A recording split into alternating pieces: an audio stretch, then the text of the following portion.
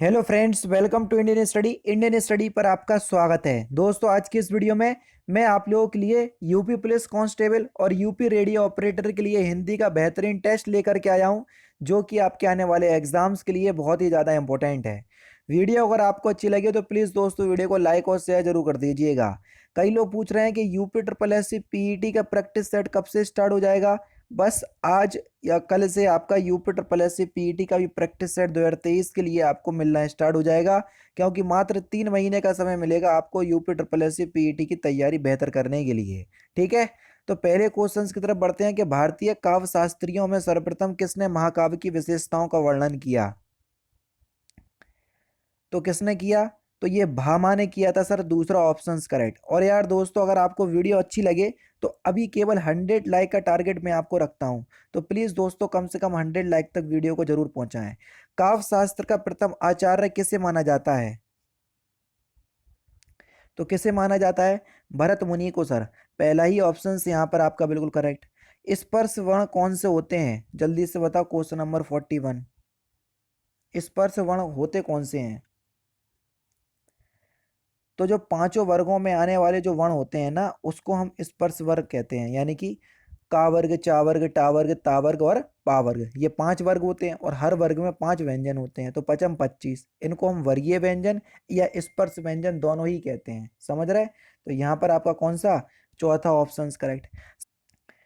Question number 42 देख लीजिए sir. तो क्वेश्चन नंबर 42 में आपको सा का उच्चारण स्थान बताना है कि सा का उच्चारण स्थान कौन सा है सर, जल्दी से बताएं। तो सा का उच्चारण स्थान हो जाएगा सर मूर्ध्या। चौथा ऑप्शन यहाँ पर आपका बिल्कुल करेक्ट हो जाएगा। कौन सा? चौथा ऑप्शन बिल्कुल करेक्ट। शुद्ध वर्तनी का चयन करना है क्वेश्चन नंबर 43 में, जल्दी से बताओ।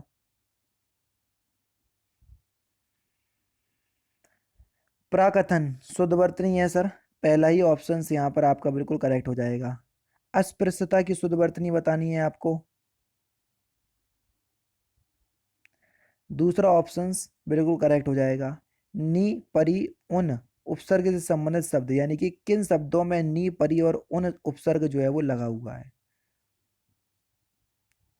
ज्यादा दूर नहीं जाओ, पहले ही ऑप्शन देखो। निबंध में नी ऑप्शन, नी उपसर्ग, परिजन में परी उपसर्ग और 29 में उन उपसर्ग। तो पहला ही ऑप्शन करेक्ट। आमदनी शब्द किस भाषा का शब्द है? बढ़िया क्वेश्चन से, जल्दी से बताओ। आमदनी, तो आमदनी शब्द किस भाषा का शब्द है? तो आपका जो सही आंसर हो जाएगा वह आपका क्या हो जाएगा सर? ये एक अरबी भाषा का शब्द है। चौथा ऑप्शन करेक्ट। गाने वाला, लघुतर शब्द में कौन सा प्रत्यय है? गाने वाला और लघुतर शब्द में आपको प्रत्यय बताना है, दोनों ही शब्द में प्रत्यय कौन सा है। तो देखो, गाने वाला शब्द में आपका बाला प्रत्यय हो जाएगा, लघुतर में तर प्रत्यय। दूसरा ऑप्शन करेक्ट। प्रत्यय किसी भी शब्द के पीछे लगाए जाते हैं। विष्णु का कौन सा पर्यायवाची शब्द नहीं है? उर्मी। उर्मी जो है ये तरंग का पर्यायवाची शब्द होता है, ना कि विष्णु का। गौरव का विलोम शब्द आपको बताना है। लाघव, पहला ऑप्शन करेक्ट। कौन सा शब्द तत्सम शब्द है? विस्मय एक तत्सम शब्द है। अट्टालिका शब्द का तद्भव आपको बताना है। अटारी, चौथा ऑप्शन करेक्ट। कड़बड़ घोटाला कौन सा शब्द है? यानी कि किस भाषा का शब्द है? तो गड़बड़ घोटाला जो है ये देशज या देसी भाषा का शब्द है। किन कर्तव्यमूढ़ शब्द का सही अर्थ क्या है? यानी कि वाक्यांश के लिए एक शब्द आपको दे दिया, वाक्यांश आपसे पूछा है सर, जल्दी से बताओ। तो आपका सही आंसर क्या हो जाएगा? जिसे अपने कर्तव्य का बोध ना हो। पहला ही ऑप्शन यहाँ पर आपका बिल्कुल क्या हो जाएगा सर? किम कर्तव्य मूड, यार जिसे यह ना सूझ पड़े कि अब क्या करना है उसको करना, उसको बोलते हैं किम कर्तव्य मूड। पहला ऑप्शन नहीं, दूसरा ऑप्शन करेक्ट होगा, माफ कीजिएगा, है ना। जिसे यह ना सूझ पड़े कि अब क्या करना है उसको बोलते हैं किम कर्तव्य मूड। तो दूसरा ऑप्शन करेक्ट होगा, ना कि पहला। गायक शब्द का स्त्रीलिंग शब्द सिंपल सा क्वेश्चन से बता सकते हो। तो गायक का स्त्रीलिंग शब्द हो जाएगा गायिका। दूसरा ऑप्शन करेक्ट। 55 और 56 में आपको क्या बताना है? हाँ, एक शब्द का एक अर्थ दिया है, वह दूसरा आपको बताना है। प्रमर्त का एक अर्थ है स्वेच्छाचारी, दूसरा अर्थ क्या हो जाएगा? उन्मत्त, पहला ही ऑप्शन करेक्ट। कनक का एक अर्थ है धतूरा, दूसरा अर्थ क्या हो जाएगा? सोना, चौथा ऑप्शन करेक्ट। ये अनेकार्थी शब्द हैं। नीली साड़ी में कौन सा शब्द विशेषण है? नीली साड़ी में किसकी विशेषता बताई जा रही है? साड़ी की, तो साड़ी शब्द विशेष हो जाएगा और नीली शब्द जो है वो विशेषण हो जाएगा। लेकिन कौन सा विशेषण? गुणवाचक विशेषण, तीसरा ऑप्शन करेक्ट। 58-59 में आपको क्या करना है? वाक्यांशों के लिए एक शब्द आपको बताना है। सबके समान अधिकार पर विश्वास, तो वाक्यांशों के लिए एक शब्द क्या होगा, उसको क्या बोलेंगे? सबके समान अधिकार पर विश्वास, उसको बोलेंगे हम समाजवाद। नेक्स्ट क्वेश्चन, रजोगुण वाला वाक्यांशों के लिए एक शब्द क्या होगा? राजसिक, दूसरा ऑप्शन करेक्ट। शब्द व्युत्पत्ति के आधार पर बताइए कौन सा शब्द योगऋण है? योगऋण शब्द जो तीसरे अर्थ को इंडिकेट करता है उसको बोलते हैं, और जो लगभग बहुब्रीहि समास के उदाहरण होते हैं वो सभी योगऋण में आते हैं। समझ रहे? तो जल्दी से बताओ। तो सही आंसर हो जाएगा जलज, चौथा ऑप्शन करेक्ट। निम्नलिखित में से कौन सा शब्द शुद्ध है? जो शब्द शुद्ध है उसी का आपको चयन करना है, जल्दी से बताओ। तो सही आंसर आपका क्या हो जाएगा? यह आपकी अनाधिकार चेष्टा है, दूसरा ऑप्शन करेक्ट। अनाधिकार की शुद्ध वर्तनी ये होती है, समझ रहे? इसमें भी आपको शुद्ध वाक्य बताना है 62 में, तो जल्दी से बताइए। यहाँ गन्ने का ताजा रस बिकता है, तो बस पहला ही ऑप्शन करेक्ट। सही कहावत आपको बताना है। हाथ कंगन को फारसी क्या, हाथ कंगन का रंग क्या, हाथ कंगन की गोलाई क्या, या हाथ कंगन को आरसी क्या?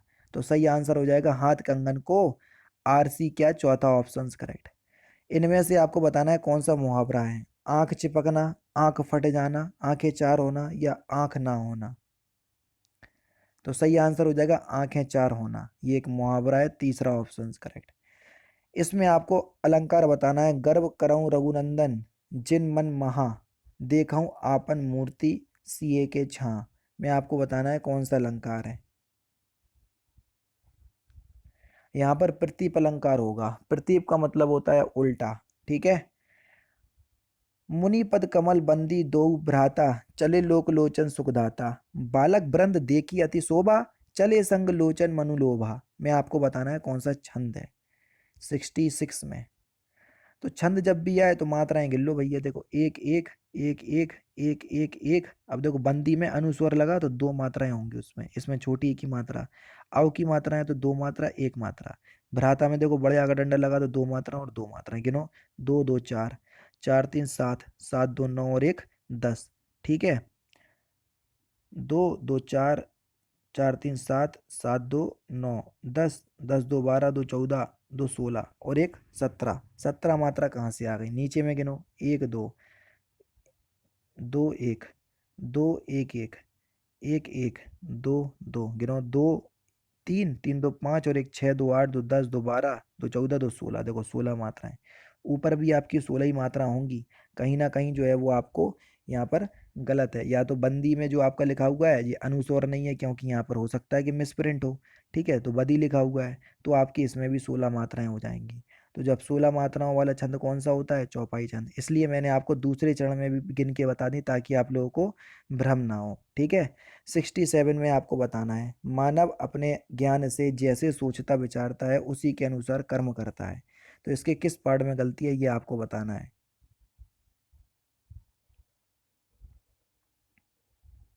तो इसके पहले ही पार्ट में गलती है। पहला ही ऑप्शन यहाँ पर आपका बिल्कुल करेक्ट हो जाएगा। मैं पटना गया तो उस समय मेरे पास केवल 20 रुपए थे। तो आपको बताना है कि इसके किस पार्ट में गलती है। मैं पटना गया तो उस समय मेरे पास मात्र 20 रुपए थे, ठीक है। तो यहाँ पर आपका तीसरे पार्ट में गलती है ना। तो बस तीसरा ही ऑप्शन करेक्ट। नेक्स्ट क्वेश्चन, चांद का मुंह टेढ़ा किसकी रचना है? सिंपल सा क्वेश्चन से बता सकते हो। चांद का मुंह टेढ़ा, गजानन माधव मुक्तिबोध, तीसरा ऑप्शन करेक्ट। तितली किसकी रचना है? ये तो बहुत सिंपल है, कमेंट बॉक्स में बता दीजिएगा जल्दी से। ये थे आपके हिंदी के इंपॉर्टेंट क्वेश्चंस जो कि आपके आगामी एग्जाम के लिए बेहद इंपॉर्टेंट है। क्लास दोस्तों अगर आपको अच्छी लगी तो प्लीज़ दोस्तों वीडियो को लाइक और शेयर जरूर कर दीजिएगा। बाकी मिलते हैं नेक्स्ट क्लास में, नेक्स्ट सेशन में।